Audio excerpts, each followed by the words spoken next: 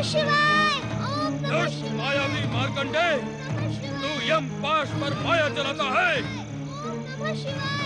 ए बच मेरे गदा प्रहार से। ओम नमः शिवाय। ओम नमः शिवाय।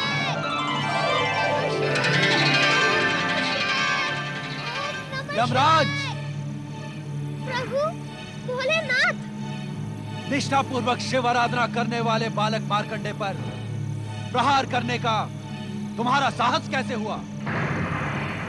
इस बालक ने शिवलिंग को हृदय से लगाकर हमारी शरण ली थी। शरणागत की रक्षा करना हमारा कर्तव्य है। क्या तुम इस सत्य को नहीं जानते कि तुम मात्र काल हो, किंतु हम महाकाल हैं, महाकाल हैं, महाकाल हैं, महाकाल हैं, महाकाल हैं।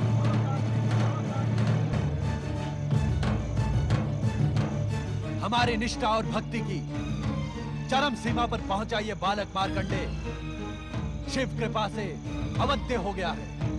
हे शिव शंकर, हे महाकाल, हे भोलेनाथ, मैं तो मृत्यु के अटल नियम का पालन कर रहा था। विधाता के विधानानुसार इस बालक की आयु समाप्त हुई। यदि मैं नियंता द्वारा निर्धारित समय पर आकर प्राण न हरता, तो आप हमें कर्म विमुख होने का दंड ना देते? अवश्य देते, किंतु शिवलिंग से निकली ज्वालाओं से आहत यमदूत तथा स्वयं तुम्हारे यमपाश के टूटने पर तुम्हें बालक मार्कंडे की परम भक्ति से उत्पन्न परम शक्ति का ज्ञान क्यों नहीं हुआ? तुम तो कर्मों के आधार पर जन्म और मृत्यु को संचालित करने वाले परम ज्ञानी हो। क्या इस सत्य को नहीं जानते कि इस सृष्टि की रचना हमारी लीला मात्र है? नित्य शिव भक्ति करने वाले का सार्वभौम कल्याण इस सृष्टि और हमारा अटल नियम है। जानता हूँ परमेश्वर, जानता हूँ।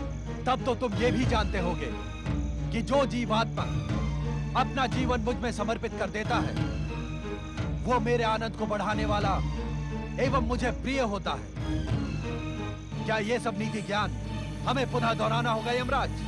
नहीं भोलेनाथ, नहीं।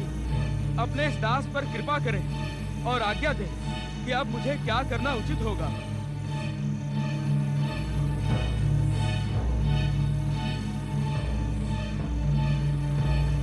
यमराज, मार्कंडे के माता पिता के पुण्य प्रभाव एवं जन्म से ही शिव निष्ठा के कारण अब यह बालक अल्पायु रहा ही नहीं।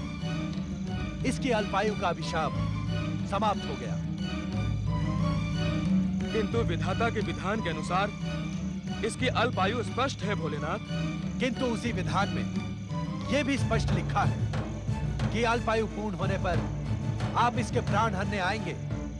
उसी समय हम दोनों उपस्थित होकर न केवल इसके अभिशाप को समाप्त कर इसे दीर्घायु प्रदान करेंगे, अपितु इसे अमरता का वरदान भी देंगे। किंतु चित्रगुप्त के आलेख में आपके मृत्यु लेखाकार चित्रगुप्त ने मार्कंडे के अल्पायु होने का विवरण तो अपने पृष्ठों में लिख दिया, किंतु हम दोनों के आगमन की बात लिखना वो भूल गया। ये भूल अक्षम्य अपराध है यमदेव। अब मेरे लिए क्या आज्ञा है स्वामी? अब आप यमलोक लौट जाएं तथा वहां की व्यवस्था नियंत्रित करें। आपके आलेखों में त्रुटि सृष्टि के अनर्थ का कारण बन सकती है। हमें विश्वास है कि भविष्य में कभी आप कर्म विमुख नहीं होंगे। इस उद्दंडता के लिए मुझे क्षमा करें भोलेनाथ। भविष्य में ऐसा कभी नहीं होगा। प्रणाम भोलेनाथ। प्रणाम माता पार्वती। प्रणाम परम शिव भक्त मार्कंडे।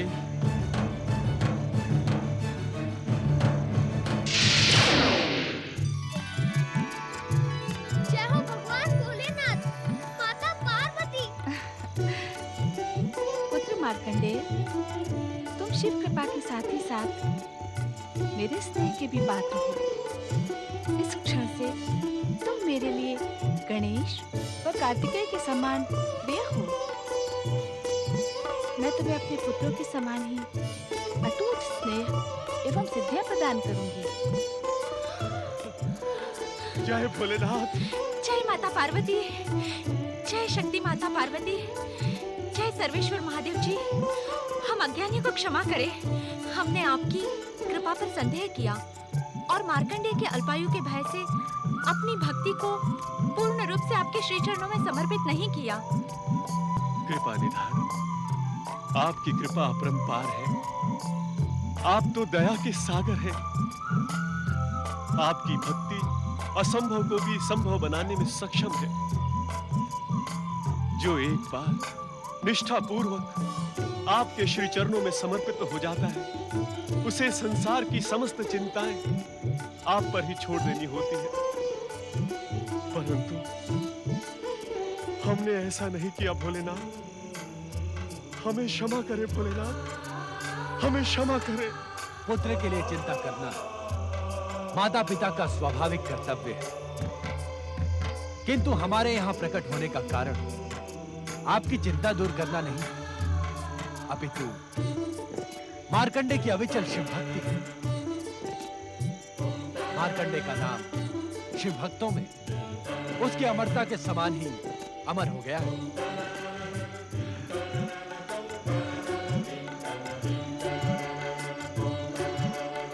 पुत्र मार्कंडेय, तुम मेरी विशेष कृपा के अधिकारी बन गए हो। माता, आपके चरणों में एक विनम्र निवेदन प्रस्तुत करने का इच्छुक हूँ माता। अवश्य पुत्र। माता, दुष्ट दैत्यों का अंत करने वाली आपके शक्ति स्वरूप की कथा मुझे बहुत प्रिय है माता। शांत क्यों हो गए मार्कंडेय? अपनी इच्छा निसंकोच कहो। यदि आप दोनों का आशीर्वाद हो तो मैं माता की दया, माया और शक्ति स्वरूप का वर्णन एक ग्रंथ के रूप में लोक कल्याण के उद्देश्य से करने का इच्छुक हूँ। तुम्हारी कल्पना एवं इच्छा अत्यंत सुंदर है पुत्र मार्कंडेय। इसे साकार करने के लिए हम तुम्हें आशीर्वाद देते हैं कि तुम्हारे द्वारा रचित ग्रंथ न केवल मार्कंडेय पुराण के रूप में जगत विख्यात होगा, अपितु आने वाले भविष्य में शक्ति स्वरूपा दुर्गा के भक्तों की भक्ति एवं प्रेरणा का स्रोत बनेगा। पुत्र मार्कंडेय, भविष्य में तुम्हारे द्वारा रचित मार्कंडेय पुराण का मनन, पाठन एवं श्रवण करने वाला व्यक्ति मेरी विशेष कृपा का अधिकारी एवं मेरा परम भक्त कहलाएगा।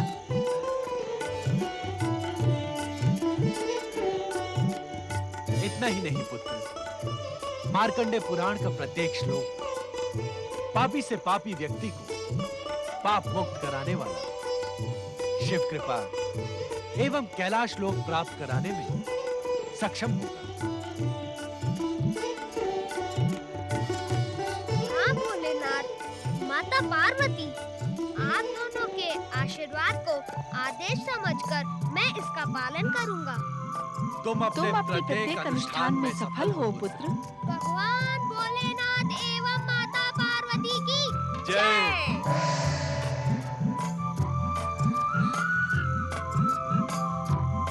पुत्र मार्कंडेय की जय।